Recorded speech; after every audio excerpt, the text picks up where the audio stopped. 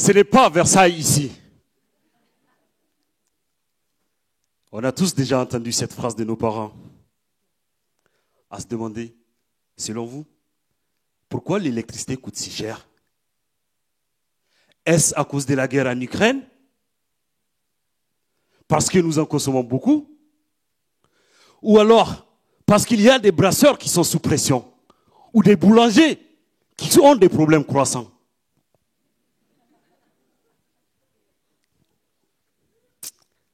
Vous êtes d'accord avec moi? Actuellement, une grande partie des énergies produites proviennent du charbon, du gaz et du pétrole. Ce qui a pour impact non seulement un coût élevé, mais aussi un impact sur l'environnement. Aïe! On arrive. Le problème du réchauffement climatique. Il faut que ça cesse, que nous cessions de nous inquiéter. Qu'est-ce qu'on peut proposer comme solution? On peut peut-être regarder du côté des énergies renouvelables, particulièrement sur les énergies solaires photovoltaïques, qui permettent la conversion de la lumière en électricité. Waouh! Convertir la lumière en électricité, c'est magnifique! Elle est gratuite en plus. Oh! Elle permet d'avoir de l'électricité pas chère. Waouh, quelle affaire! Cela dit, pour faire marcher cette technologie, il est nécessaire de pouvoir faire travailler avec des matériaux clés, faciles à fabriquer, pas chers et respectueux de l'environnement. Voilà. C'est sur ces sujets que je travaille dans le cadre de ma thèse.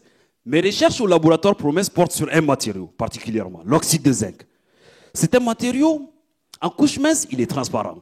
Lorsqu'on lui rajoute un tout petit peu d'aluminium, il devient conducteur électrique. Dans la cellule solaire, il laisse passer la lumière et récupère le courant électrique produit par celle-ci. Malheureusement, il a longtemps été fabriqué par des techniques onéreuses, polluantes. Quel dommage, fabriquer un tel matériau comme ça. Alors, moi, je ne m'avoue jamais vaincu. Donc, j'ai réussi à mettre au point une nouvelle technique de fabrication d'oxyde de zinc dopé avec de l'aluminium, avec une technique super simple, non pollueuse. Vous attendez le secret. Le secret, c'est travailler à pression atmosphérique et utiliser de l'eau comme solvant. Voilà, c'est comme ça que je synthétise mon matériau optimal pour pouvoir l'intégrer dans la cellule solaire. Finalement, ça pourrait être Versailles ici.